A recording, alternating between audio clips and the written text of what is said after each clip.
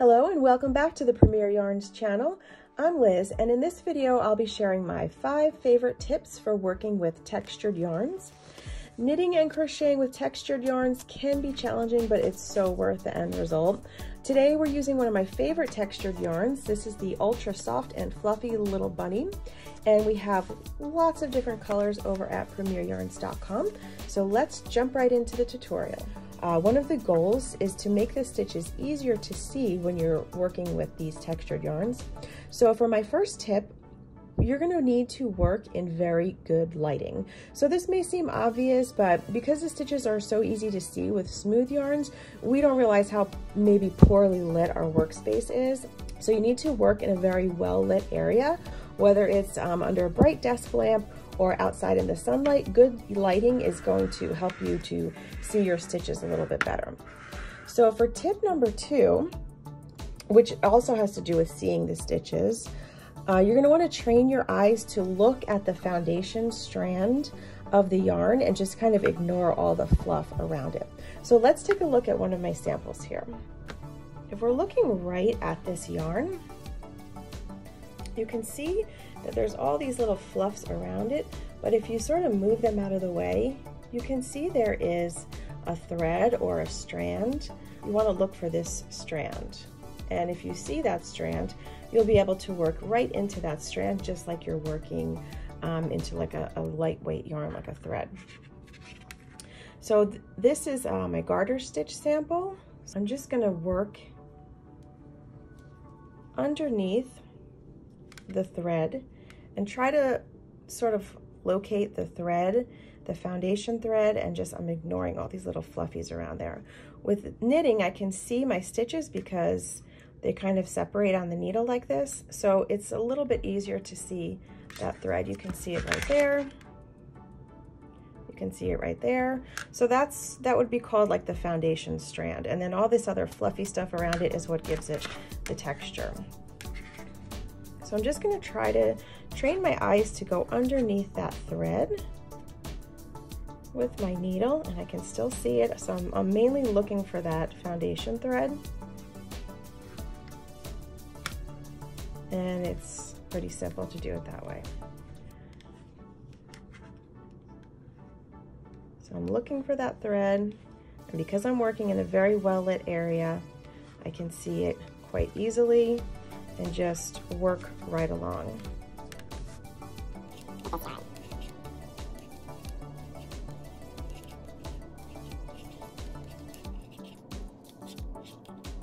So I want to show you the same thing, but in a crochet sample. Here's my little sample of a few rows of single crochet stitches. And I put a couple markers here.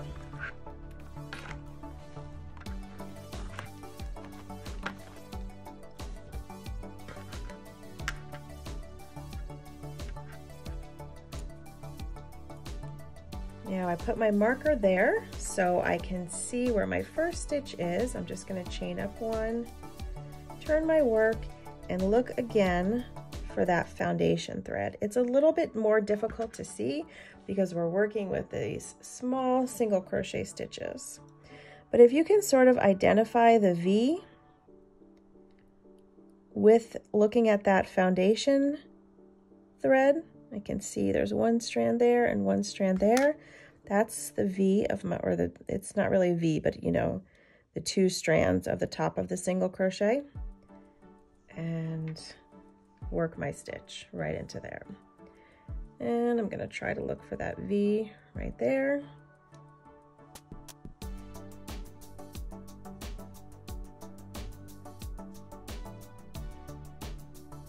You can see another V there. Those little fluffies really get in the way, but if you try to move them out of the way and just train your eye to see those foundation threads or strands, you can work your single crochet stitches right under there.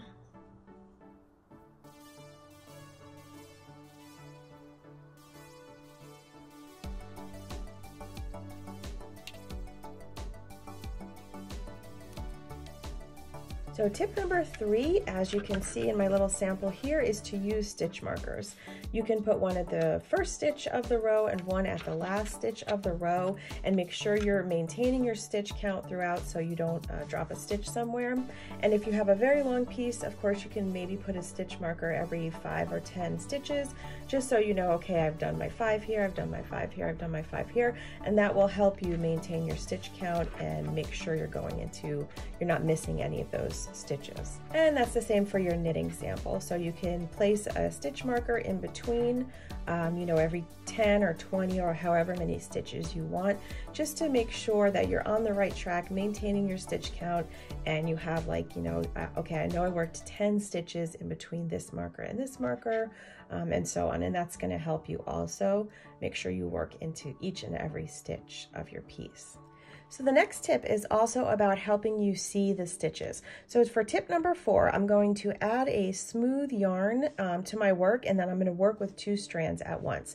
So I'm going to work with my Little Bunny textured yarn, and I'm going to add in this smooth cotton fair yarn. It's a very lightweight number 2 fine yarn, but it's got a real smooth texture, so I'm going to be able to see those stitches very clearly.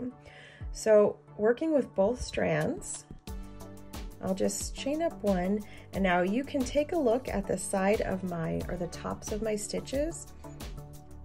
You can see how that smooth yarn comes into focus really a lot more clearly. So I can see all of the single crochet stitches from the smooth yarn. And then I can just focus on working into those stitches, and not have to worry so much about looking for the textured yarn stitch. So those smooth strands are a bit more easy to see.